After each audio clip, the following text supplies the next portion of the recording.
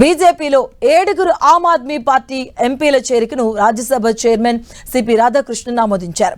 ఆప్ ఎంపీలు రాఘవ్ చడ్డా, అశోక్ మిట్టల్, స్వాతి మాలివాల్, అలాగే హర్భజన్ సింగ్, విక్రమ్ స్నేహ, అలాగే రాజేందర్ గుప్తా, సందీప్ పాఠక్ బీజేపీ ఎంపీలుగా పరిగణిస్తూ రాజ్యసభ బులెటిన్ విడుదల చేసింది. దీంతో రాజ్యసభలో బీజేపీ బలం 106 నుంచి 113కు చేరుకుంది. ఈ క్రమంలో సమయంలో ఆప్ ఎంపీల సంఖ్య 3కు పడిపోయింది.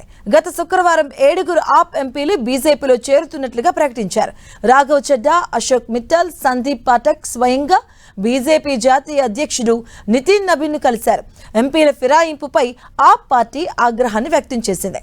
తమ పార్టీ నుంచి 7 ఎంపీలు ఫిరాయించడం చట్ట విరుద్ధమని ప్రకటించారు. రాఘవ్ చడ్డాతో సహా ఆ 7 ఎంపీల సభ్యత్వాన్ని రద్దు చేయాలని ఆప్ పార్టీ డిమాండ్ చేసింది.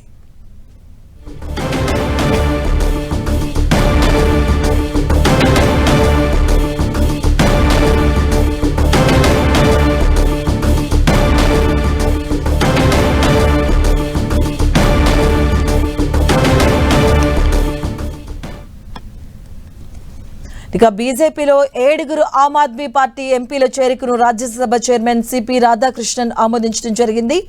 ఆప్ ఎంపీలు రాఘవ్ చడ్డా, అలాగే అశోక్ మిట్టల్, స్వాతి మాలివాల్, హర్భజన్ సింగ్, విక్రమ్ స్నేహ, అలాగే రాజేందర్ గుప్తా, సందీప్ పాఠక్ బీజేపీ ఎంపీలుగా పరిగణిస్తూ రాజ్యసభ బులెటిన్ రిలీజ్ చేసింది. దీంతో రాజ్యసభలో బీజేపీ ఎంపీల బలం 106 నుంచి 113కు చేరుకుంది. అలాగే ఈ క్రమంలో ఆప్ ఎంపీల సంఖ్య 3కు పడిపోయింది. గత శుక్రవారం 7 ఆప్ ఎంపీలు బీజేపీలో చేరుతున్నట్లుగా ప్రకటించారు. రాఘవ్ చడ్డా, అశోక్ మిట్టల్, సందీప్ పాఠక్ స్వయంగా బీజేపీ జాతీయ అధ్యక్షుడు నితిన్ నబీన్ను కలవడం జరిగింది. ఎంపీల ఫిరాయింపుపై ఇటువైపు ఆప్ పార్టీ ఆగ్రహాన్ని వ్యక్తం చేసింది.